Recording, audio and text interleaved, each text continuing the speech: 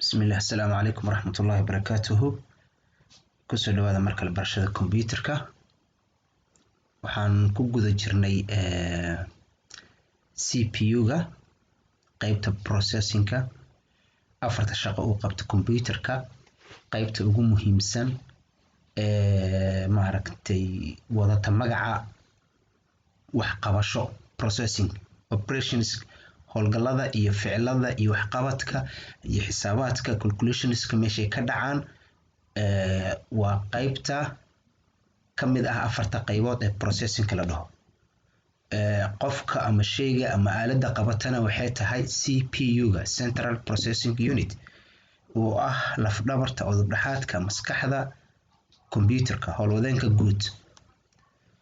marka arrinkaas ku soo guda jirnay caawa marka laba qodob oo ku saabsan CPU-ga qaadanayna oo muhiimadooda leh midda koowaad waa wax la yiraahdo waxay ka mid tahay horto CPU features aan qaadanayna features waxa la yiraahdaa waxyaabaha ama tilmaamaha wax u gaar ah marka hadda CPU features markaan dhahno waxay ku imaanaysaa Soomaali ahaan waxyaabaha ama tilmaamaha uu la gaarka yahay CPU-ga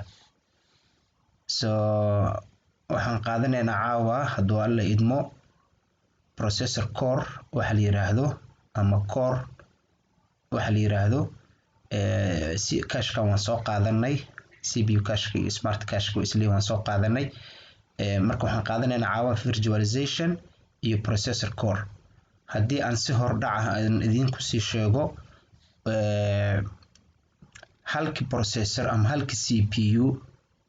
ayaa wuxuu ka koobnaan karaa dhowr CPU oo ku dhex jirta sababtana ay noqonayso core-ka ayaa wuxuu saamaxa ama uu yahay yacni processor ku dhex yaalo processor kaleento ama dhowr processor oo ku dhex jira hal processor waa faa'iido badan waaye waa mataanayaal badan shay wax badan oo يعني هل شيء كل حجران واي فرصة بدن أيوة ما أعرف ماشي كسر بحذي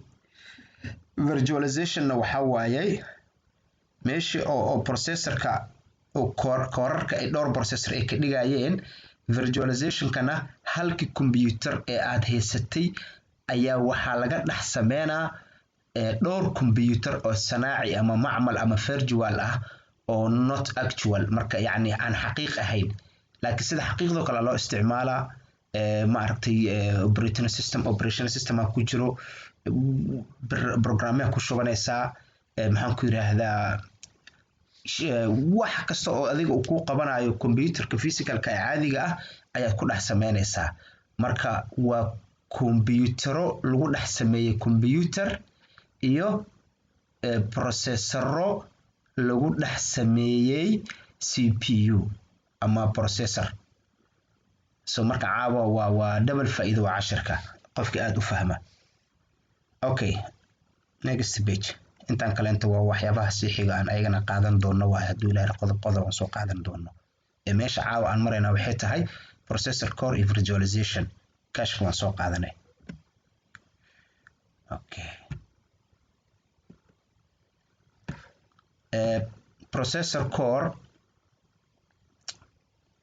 processor core ama assembly core na waa la dhahaa processor core na waa la dhahaa is an individual processor waa processor oo gooni u taagan oo madax banaan oo kaligiisa ah within oo ku dhex jira CPU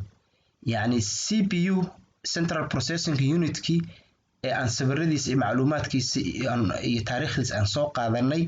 ayaa waxaa laga dhex sameeyay CPU-yaal kaleento ama processor kaleento oo loo yaqaano processor core ama core si kaleento many computers marka computerro badan oo xilligan jira waxay leeyihiin wax la yiraahdo multi core processors okay yani processoro core badan ay leeyihiin macnaha marka maxaa loola jeedaa CPU wuxuu ka kooban yahay marka the CPU contains wuxuu ka kooban yahay more than one core يعني hal CPU ayaa dhowr core ku dhex jiraysa marka multiple cores waa marka kan marka multiple core ka waa one CPU contains more than one core for many years muddo badan computer CPUs only had a single core يعني CPU waxa ku dhex jira oo kaliya hal core hal processor uu ka koobnaa xilligii hore okay the most popular CPU manufacturers are AMD and Intel warshadaha soo saara inta badan ama caanka macruufka ah ee CPU ga soo saara waa labadan AMD iyo Intel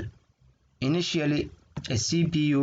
contained only one processor xilligii hore CPU wuxuu ka koobnaa hal processor kadib marka maxaa xigay Intel came up with the dual core processor Intel ay waxay soo saartay processor la yiraahdo dual core processor sida magaca ku tusinayo waa labo core processor ka kooban a CPU marka containing two processors marka dual core processor waxa la yiraahdaa waa CPU ka kooban laba processor laba maskax oo kala madax banaan oo mid walba shaqadeeda si full ah u qabanayso ayuu la yimid oo ka kooban yahay CPU-ga sidoo kale waxa loo yaqaanaa two cores no loo yaqaanaa for over 2 decades yani 20 sano decade waxa la yiraahdaa 10 sano 10 sano ilaa 20 sano wixii u dhaxeeyo waa 1 decade marka 2 decades hadii la yiraahdo waxay ku imaanaysaa laba tiro tobanaad yani laba tiro tobaneedyo so 10 sano iyo 10 sano waa dhowr 20 sano both marka Intel iyo AMD have continued to develop waxay joogteynayeen inay horumarsiyaan and produce sano saaraan multiple core processors yani processor oo maaragtay multiple cores ah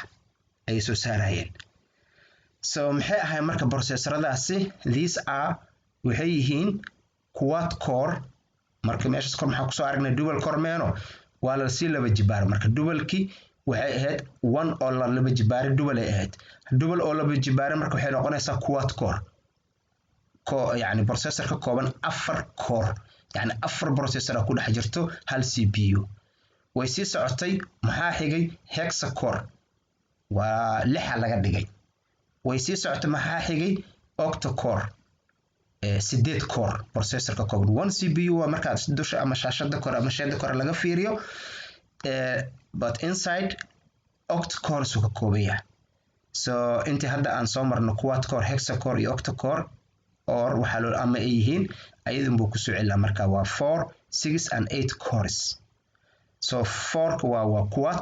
quad core 6 kana waa hexa core lixda kuwaas waay okay 8 cores kana waa octa cores respectively marka sida soo aadan yihiin marka taas soo mar inta badan inta haddana waa isla intii oo kaleento laakiin si kaleento ka duwan ama kaasi ma aragtay macna ama dhinaca kale ka tusinayso waaye badana markaan wax soo qaadayo meel kala duwan yani sida shinida oo kale waxaan ku mathalaa wixii wanaagsan waxaan ku mathalaa shinida waxay wax ka soo cuntaa ma aragtay flowers kala duwan oo healthy caafimaad leh oo waxtar u leh dadka ku nafcin doona malabka ay dhiiqi doonto so malabka marka muxuu macaani caafimaad ku yeeshay meelo kala duwan oo qurux badan oo caraf badan oo caafimaad badan ay shinida wax ka soo qaadatay marka the same aniga aan isticmaalaa so cilmiga ma ahan wax qofka asiga ma aragtay oo maskaxdiisa kaliya ka yimaado waa wax ku yimaado wax barasho ururin baaritaan marka waana tubta iyo wadada aan maro cid walba inay wax barato rabtana aan kula talinaa inay marto so computer hub wuxuu ku fasiraa marka core wuxuu yiri waa maxay core okay waa taariikh dhow leh ma aragtay la soo geliyay sanadkii hore dhamaadkiisa core marka waxay yiraahdeen ama CPU core is the brain of a CPU yani waa maskaxda CPU-ga hore waxaan u soo qaadanay in CPU-gu uu yahay maskaxda computerka laakiin maanta waxaan maroonaa in core uu yahay maskaxda CPU-ga So it receives instructions and performs calculations. waxay heshaa amarada, waxay ka shaqaysiisaa xisaabaadka and operations so to satisfy those instructions. CPU can have multiple cores. marka hal CPU wuxuu lahaan karaa dhowr core. corena waa soo sheegna waxa uu yahay. A processor with 2 cores, processor laba core leh waxaa loo yaqaanaa is called a dual core loo yaqaanaa dual core processor. With 4 cores na waxaa la yiraahdaa a quad core. 6 cores waxaa la yiraahdaa hex core. 8 cores na waxaa la yiraahdaa oct core. Okay, each CPU chip can contain multiple cores. CPU kasta chipka waa CPU-ga kan uu ku jiro waa chipka ugu weyn motherboard-ka saaran waaye. marka chipka CPU-ga wuxuu ka kooban yahay ama ka koobnaan karaa koorar fara badan. Each core kasta is a fully functioning processor. waa processor si dhammaystiran u shaqeynaya. So waa processor full ah oo full functionality ah leh. The CPU can divide tasks among each core. CPU-ga marka wuxuu shaqooyinka u kala qaybin karaa core kastaba shaqo u gooni ah oo qabanaa. hal shaqo maan inay isla qabanayaan. mid kastaba shaqadiisa goonida ah ayuu qabanaa. OS oo laga soo gaabiyo operating system view the multiple cores as individual CPUs. wuxuu tusinayaa marka koorarka faraha badan mid kastoo ka mid ah as individual CPUs. yani CPU keligiisa ah oo madax bannaan oo gooni u taagan oo kaleento ayuu usoo muujinaa. They are called waxaa loo yaqaanaa multiple core systems. A dual core processor oo laba core ka kooban oo laba maskax gudaha ugu sii jirta waaye oo ka kooban 2 GHz performance 4 GHz. yani waxay qabataa 4 GHz ay ku shaqeynaysaa. yani midkiiba 2 GB waayna oo ka kooban midkiiba maadaama dual core uu yahay halkii koreba 2 GB uu leeyahay. so marka total performance wuxuu noqonaa 4 GHz. intaas waadix eedan fila koorka ayaa aan uga soo gudubnay. Virtualization marka asagana si hordhac idinku soo sheegay waa dhowr computer oo virtual ah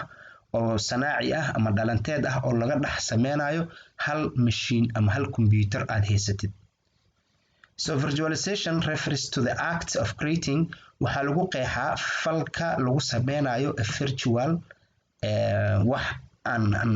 dhab ahayn rather than actual. يعني ماشي wax dhab ah la isticmaali lahaa kan waa dhalanteed waay. marka virtual version waa nooc dhalanteed ah of something shay. yani shay ayaa waxaa laga soo qaadaa kiisa dhabta ah maahan ku kaleento laga koobiyeyna marka on kii dhabta aan ahayn. including marka shaygaas waxa uu noqon karaa marka soo hosgalayo virtual computer hardware platforms. sidoo kale storage devices and computer network resources ayaa ayagana noqon karo. With respect to computing, virtualization is the process of creating ayadana sidii aan maaragtay process kii kaleento aan course-ko kaleento ila kala duwan ayaan saan uga soo ururiyay. soo saas darteeda kana waa qeexid kale. wuxuu leeyahay waa processka lagu abuurayo virtual version nooc version of something yani shay nuuciisa oo virtual ah yani not actual aan dhabti ahayn laakiin dhalanteed ah xaqiiq aan ahayn laakiin asigile waa qof iyo harkiisoo kaleento waay. so marka harkii oo sida qof camal u shaqeynayo waay. such as a server or a computer system sida serverka iyo computer systemka. server computerada waxaa loo kala qaadaa maaragtay server iyo client macaamiil iyo adeege. so marka midka controlo ama laga hago computerada kaleento waxay u baahan yihiin maaragtay laga soo fasaxo laga soo daayo server la yiraahdaa. kuwa waxa u baahan yihiin codsado ama loo soo daayana client waay. so using software instead of hardware. so marka barnaamijka marka software ayuu isticmaalaa bedelkii uu hardware isticmaali lahaa. for example a large server may be used to store يعني server weyn waxa loo isticmaali karaa inuu store gareeyo keediyo multiple virtual servers يعني servero oo virtual ah oo dhowr xaba ah ayaa hal server oo real ah يعني lagu dhex abuuri karaa lagu dhex sameyn karaa or desktop environments xitaa kombiyuutarada caadiga ah desktop-ka ahna sidaas oo kaleento hal kombiyuutar guri ku yaala xafiis ku yaala ama laptop-kaaga ayaa kombiyuutar kaleento laga dhex sameyn karaa. Okay, for IT professionals, rugcadayaasha IT-ga virtual environments are easier to maintain. يعني virtual-ka bay'ada oo virtual-ka ah ayaa u fudud to maintain as they do not require software installation. يعني maadaama aysan u baahnayn software installation يعني in aan lagu sameynin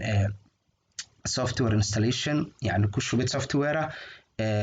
iyo maaragtay updates on virtual computers on individual computers wixii marka mid ma u sameynaysid just waa hab fudud oo maxaa ku save garoowayo saving both time and money waqti iyo dhaqaale buu ku save gareysmaan meeshaas. Okay, business are moving ganacsigu wuxuu u guurayaa to virtualization more and more يعني xagga virtualization-ka ah ayuu business-ka u dhaqaaqoyaa due to the long-term saving is being able to eliminate computer hardware. Marka computer hardware meesha waa ka tirtirmaya marka waxaa loo guurayaa virtualization-kan waa xitaa ma arkino in hawada يعني online lagu wax walba lagu save gareysanayo qofka asiga iska socdo wixiisa USB-giisa iska wato meel يعني wax walba waxay isu bedelayaan dhinacaas على الهواء. Okay, VMware is a popular software system يعني habka oo virtual machine-ada loo soo biyo barnaamijyada oo doorka weyn ka ciyaaro ayuu ku sheegayaa waxaa kamid ah midkan VMware waa software caan ah muxuu caan ku yahay for setting up virtualization because of its versatility يعني virtualization-ka in la sameeyo computer laga dhex sameeyo barnaamijkan ayaa qayb ka qaato ama software-kan ayaa software-ada ugu caansan ka mid ah. Okay, virtualization allows to run wuxuu ku saamaxaa ama ogolaadaa inuu ka howlgeliyo multiple machines on a single PC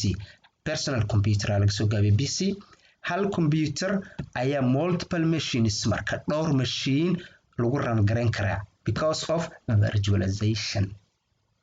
waxaan rajaynayaa inay clear yahay warkaas ku noqosho uusan u baahnayn. Okay, the PC is called host. PC-ga host yaa la yiraahdaa kan oo physical-ka ah and the virtual machine is called guest kuwa macmalka ee lagu dhex abuuray lagu bacrimiyay lagu dhex suubiyay kan oo physical-ka ah waxaa loo yaqaanaa guest marti geliye ay kala yihiin. Each machine marka machine kasta runs wuxuu marka ku shaqeeyaa its own OS and apps. So يعني operating system-kiisa gaarka ah iyo barnaamijyadooda application-adooda gaarka ah ku shaqeeyaan. Machine kasta waxay ku shaqeysaa operating system-keeda iyo maaragtay application-adooda gaarka ah ku shaqeynayaan.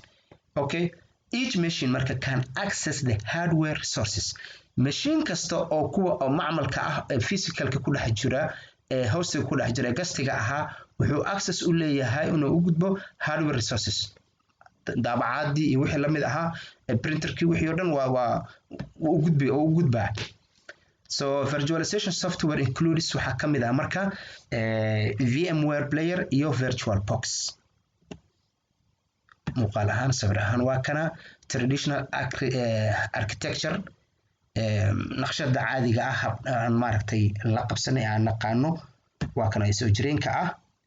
waa hardware-kii operating system application qaabka waa sida standardka ah anaga aan naqaanay qaabka soo gaarka ahaa laakiin sida hadda jirto marka virtual aan ka hadlaynana virtual architecture-na naqshada macmalka ahna waa kana marka physical-kii waa halkii xabo oo PC-ga ahaa soo marka meeshan waxaad ka arkaysaa VMware waa barnaamijkii maxaa marka laga dhex sameeyay fiir marka operating system